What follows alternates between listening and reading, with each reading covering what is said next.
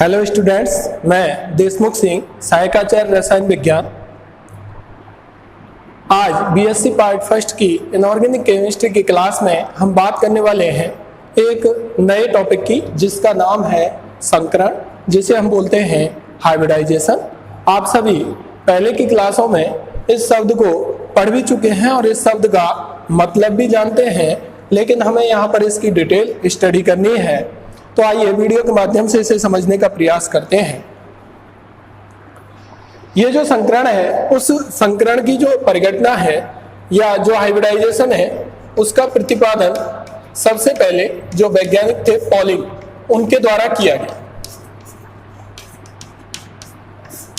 Last videos में हम बंध क्या होता है, बंध के प्रकारों की बात कर चुके हैं। उसके बाद हमने किसी भी सहसंयोजक बंध में दिशात्मक गुण किस तरीके से हम देखते हैं, अतिव्यापन क्या होता है, उसकी भी हम बात कर चुके हैं।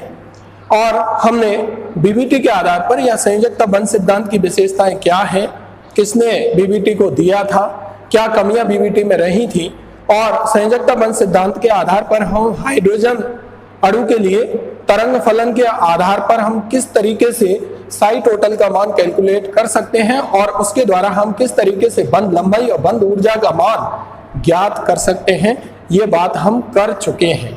तो संयोजकता बंध सिद्धांत में हमने ये देखा था कि उस सिद्धांत ने यह बताया कि कोई भी परमाणु जिसके पास जितने अयुग्मित इलेक्ट्रॉन होते हैं, परमाणु कक्षक में जो अयुग्मित इलेक्ट्रॉन होते हैं, वह सह संयोजक बंध बनाने की प्रक्रिया में या क्रिया में भाग लेते हैं, ये बताया था।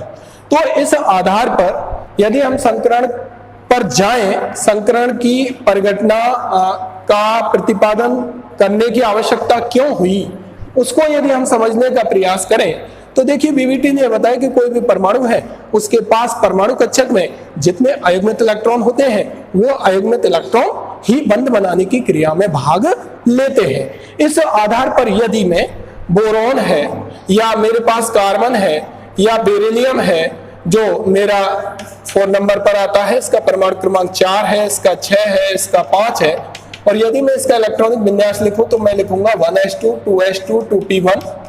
इसका इलेक्ट्रॉनिक विन्यास में लिखता हूं तो 1s2 2s2 2p2, और इसका इलेक्ट्रॉनिक विन्यास में लिखता हूं तो 1s2 2s2।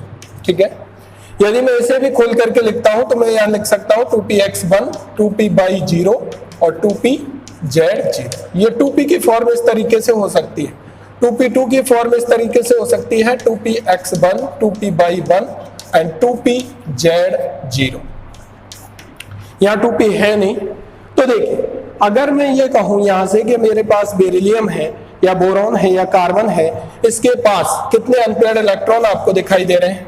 कार्बन के पास 2 अनपेयर्ड इलेक्ट्रॉन दिखाई दे रहे हैं, एक 2px में, दूसरा 2py में है।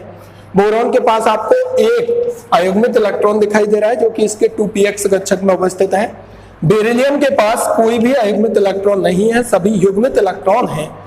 अगर हम संयोजकता बंध सिद्धांत के आधार पर इन परमाणुओं की बात करें तो हम यह निष्कर्ष निकाल सकते हैं, क्योंकि संयोजकता बंध सिद्धांत ने बताया था कि किसी परमाणु के पास उसके संयोजकता कोष में जितने अयुग्मित इलेक्ट्रॉन होते हैं, वो बंध निर्माण की क्रिया में भाग लेते हैं। इस तरीके से यदि हम बात करें तो बोरॉन के पास चूंकि एक अयुग्मित इलेक्ट्रॉन है, अतः यह बोरॉन एक बंध बनाना चाहिए। इसका मतलब बोरॉन परमाणु एक संयोजी होना चाहिए।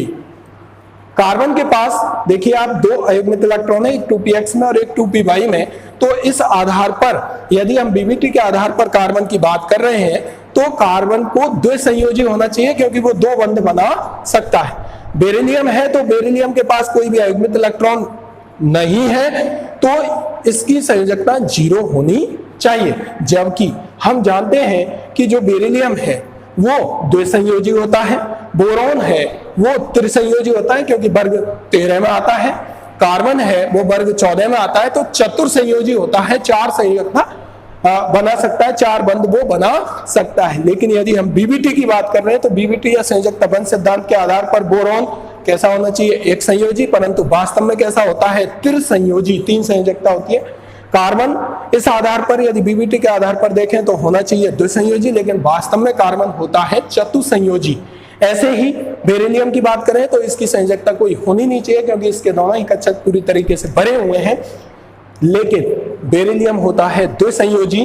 तो इस बात को स्पष्ट करने के लिए फिर बीबीटी ने यह बताया था कि जब ये परमाणु बंध बनाने की प्रक्रिया में भाग लेते हैं तो वहां पर अवक्रिया ऊष्मा उत्पन्न होती है, और उस अवक्रिया ऊष्मा की वजह से जो संयोजकता कोष में उस परमाणु के संयोजकता कोष में जो युग्मित इलेक्ट्रॉन होते हैं, कौन से युग्मित इलेक्ट्रॉन, जैसे ये है युग्मित, इसका संयोजकता एक कोष ये है, जिस कोष की मुख्य क्वांटम संख्या समान हो वो संयोजकता कोष, इसका भी संयोजकता कोष ये है। इसका संयोजकता कोष केवल ये है क्योंकि यहाँ पर मुख्य क्वांटम संख्या अलग है, यहाँ पर अलग है। तो जब हम बात करें कि बोरॉन है तो यहाँ पर इसकी संयोजकता कोष में जितने अयुग्मित है वो तो बंधन निर्माण की क्रिया में भाग लेते हैं, ये तो बीबीटी ने कह दिया, लेकिन युग्मित इलेक्ट्रॉन भी केवल तब भाग ले सकते हैं जब बंध बनने की क्रिया के दौरान इतनी अवक्रिया ऊष्मा उस परमाणु को मिल जाए कि उसके परमाणु कक्षक में उपस्थित, और वो भी कौन से, संयोजकता कोष में उपस्थित युग्मित इलेक्ट्रॉन कैसे हो जाए, अयुग्मित हो जाए। किसकी वजह से हो जाए, उस अवक्रिया ऊष्मा की वजह से। और यह अवक्रिया ऊष्मा कहां उत्पन्न हो रही है, कैसे उत्पन्न हो रही है, क्योंकि हम सभी जानते हैं कि जब भी किन्हीं भी दो परमाणुओं के बीच में बंध का निर्माण होता है तो बंध बनने की जो क्रिया होती है वह है एक्सोथर्मिक रिएक्शन होती है, ऊष्मा छिपी होती है, अर्थात ऊष्मा बाहर निकलती है। इस वजह से यहाँ इन परमाणुओं के संयोजकता कोष में युग्मित इलेक्ट्रॉनों को उस अवक्रिया ऊष्मा की वजह से इतनी ऊर्जा मिल जाती है कि ये युग्मित इलेक्ट्रॉन कैसे हो जाते हैं, अयुग्मित हो जाते हैं।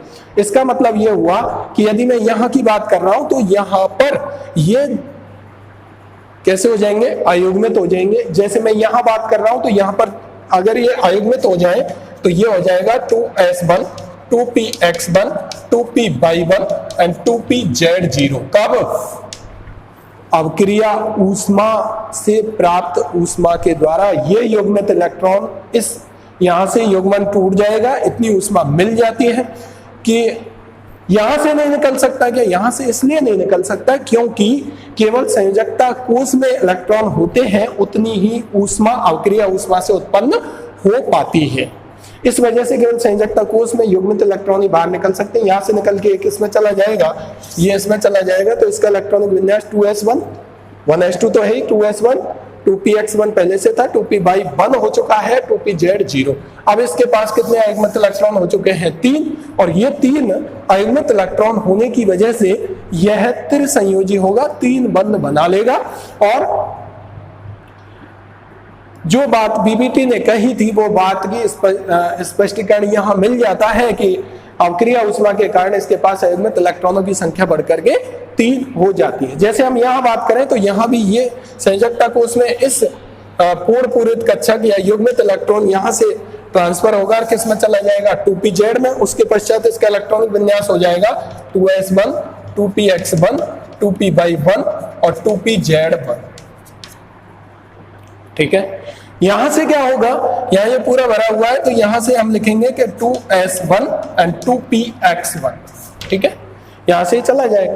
और आगे हम क्या लिखेंगे, 2py0, 2pz0, क्योंकि आपको भी पता है जब हम दूसरे कोष की बात कर रहे हैं तो वहां पर 2 कक्षक हमारे पास होते हैं, s और p। तो यहां से हमारे पास 2s होगा तो 2p भी होगा जो कि वैकेंट होगा, इसलिए एक इलेक्ट्रॉन यहां से एक्साइट होकर के कहां चला जाएगा, p में, तो इलेक्ट्रॉनिक विन्यास हो जाएगा ये। अब इसके पास कितने अयुग्मित इलेक्ट्रॉन है, 2, तो यह 2 बंध बना लेगा, तो ये द्विसंयोजी होगा। इसके पास कितने अयुग्मित इलेक्ट्रॉन हो गए, अवक्रिया ऊष्मा से प्राप्त ऊष्मा के बाद। ये बीबीटी ने बता दिया था कि अवक्रिया ऊष्मा यदि किसी परमाणु को मिल जाती है तो उसके पश्चात उसमें संयोजकता कोष में यदि कोई युग्मित इलेक्ट्रॉन है तो वो अयुग्मित हो जाते हैं, और अयुग्मित हो जाने की वजह से वो जो बंध निर्माण कर रहा था उसके बंधों के निर्माण की जो क्रिया होती है या बंध निर्माण की जो प्रवृत्ति होती है उसकी टेंडेंसी और भी बढ़ जाती है। यहाँ पर कितने अयुग्मित इलेक्ट्रॉन है, 4, तो कार्बन कैसा होना चाहिए, चतुसंयोजी होना चाहिए, ये बता दिया गया था।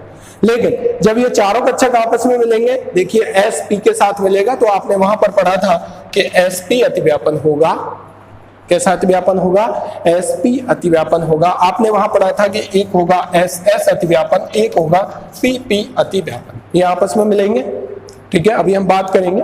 तो उसके पश्चात जैसे मान लीजिए हमने कहा कि CH4, आपने सबने पढ़ा है कि CH4 में कार्बन पर sp3 संकरण होता है।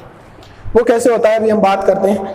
इसका मतलब ये हुआ कि ये चतुष्फलकीय होता है, कार्बन के साथ ये चारों हाइड्रोजन एक निश्चित बंध कोण के साथ, एक निश्चित बंध लंबाई के साथ जुड़े हुए रहते हैं। लेकिन यदि हम बात करें किसकी, BBT के अनुसार कार्बन की, तो कार्बन के पास ये 4 अयुग्मित इलेक्ट्रॉन हो जाते हैं। कब? जब इस कार्बन परमाणु को अवक्रिया ऊष्मा मिल जाती है तो इसके 2 अयुग्मित इलेक्ट्रॉन, 2 पहले से अयुग्मित होते हैं, 2 अयुग्मित इलेक्ट्रॉन और बढ़ जाते हैं, टोटल इलेक्ट्रॉन इसके पास 4 हो जाते हैं, तो ये 4 बंध बना लेता है। जब हम बात कर रहे हैं CH4 की, तो C और 4 हाइड्रोजन के साथ बनाएगा, चूंकि हाइड्रोजन, यदि हम बात कर रहे हैं इसकी, तो इसके पास कहां पर है, कार्बन के पास कक्षक कहां पर है, एक है 2s1 में, एक है 2px1, एक है 2p1 और एक है आपका 2pz1। और हाइड्रोजन के पास कितना है, 1s1 1s1 1s1 और 1s1। यदि हाइड्रोजन इसके साथ मिल रहा है, एक हाइड्रोजन इसके साथ मिल रहा है या यहां से मिल रहा है, मान लीजिए इसके साथ मिल रहा है, ये तो है कार्बन का, ये हाइड्रोजन का, तो यहां से कौन सा अतिव्यापन होगा, S अतिव्यापन।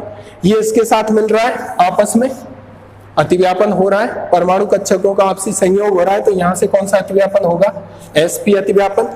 ये इसके साथ मिल रहा है तो sp अतिव्यापन, ये इसके साथ मिल रहा है तो sp अतिव्यापन। और आपने देखा होगा कि जब मैंने आपसे बात की, एक था हमारे पास SS अतिव्यापन, एक था SP और एक था PP, तो मैंने कहा P कक्षक में हमारे दिशात्मक गुण होते हैं, क्योंकि P कक्षक डंबलाकार आकृति के होने के कारण किसी एक अक्ष पर उपस्थित होते हैं, जबकि S कक्षक कैसे होते हैं, गोलाकार आकृति के होते हैं। इसलिए S कक्षकों में दिशात्मक गुण P कक्षकों की तुलना में कम होते हैं। यदि हम इन तीनों अतिव्यापनों में बात करें तो मैंने वहां पर क्रम बताया था कि बंध की प्रबलता का क्रम सबसे ज्यादा होगा PP अतिव्यापन में, उसके बाद होगा ST में और सबसे कम होगा SS में।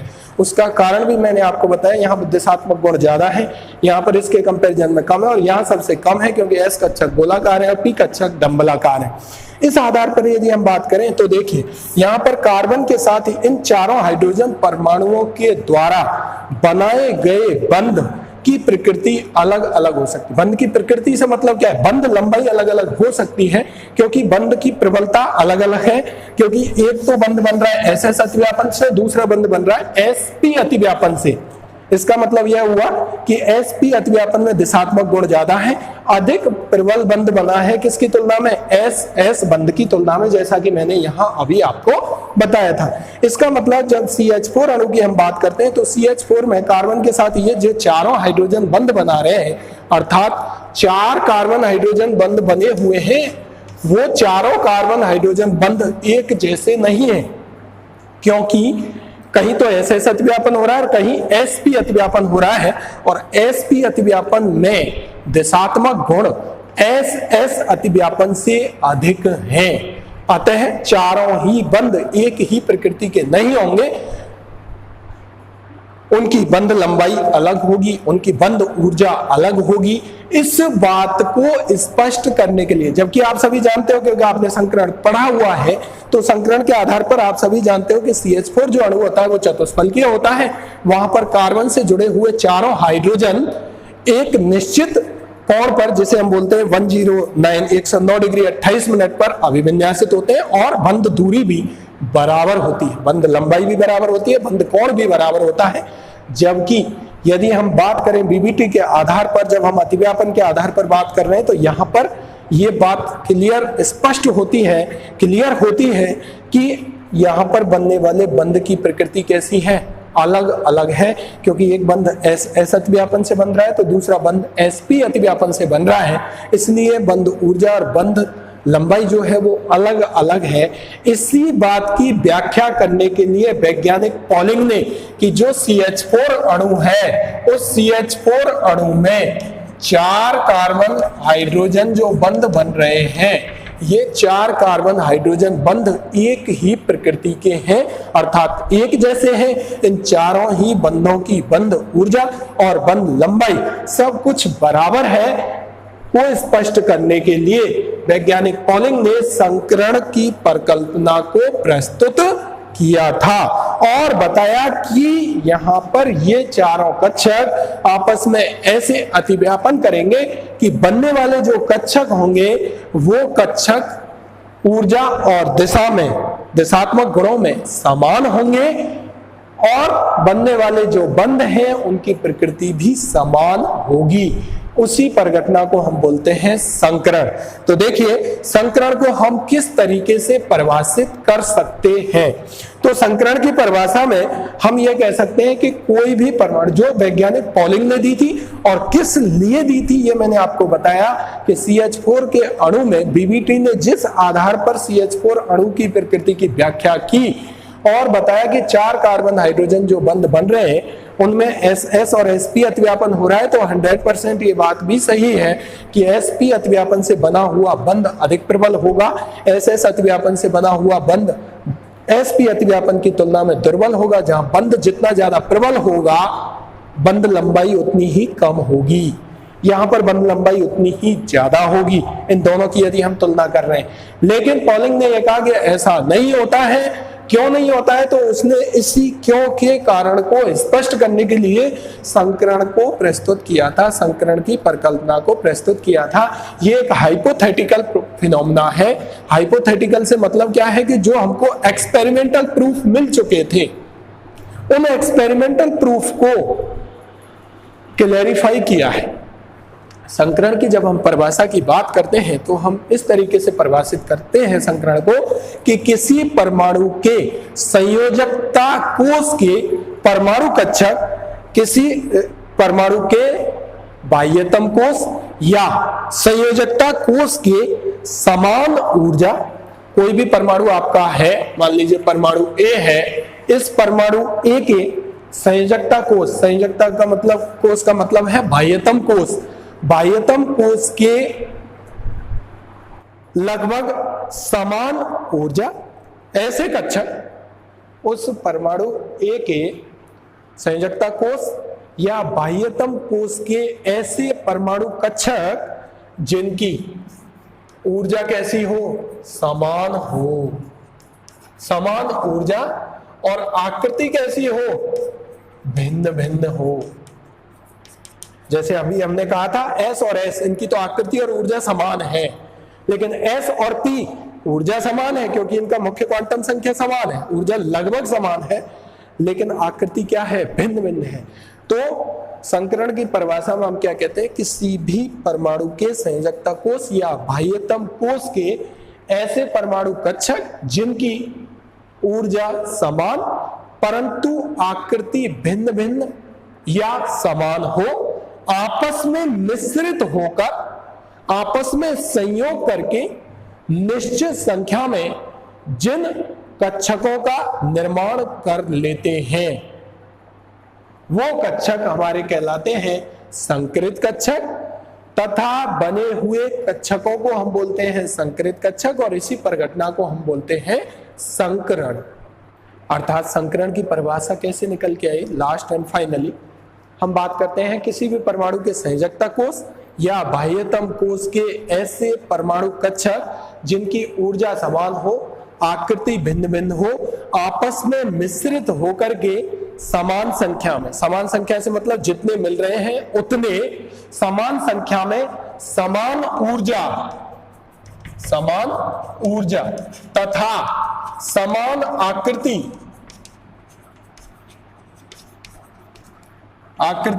तथा समान दिशात्मक गुणों वाले, समान दिशात्मक गुणों वाले, समान संख्या में समान ऊर्जा, समान आकृति एवं समान दिशात्मक गुणों वाले जिन कक्षकों का निर्माण करते हैं उन कक्षकों को हम बोलते हैं संकरित कक्षक और इसी परिघटना को हम बोलते हैं संकरण। इस परिघटना को हम क्या बोलते हैं, संकरण कहते हैं।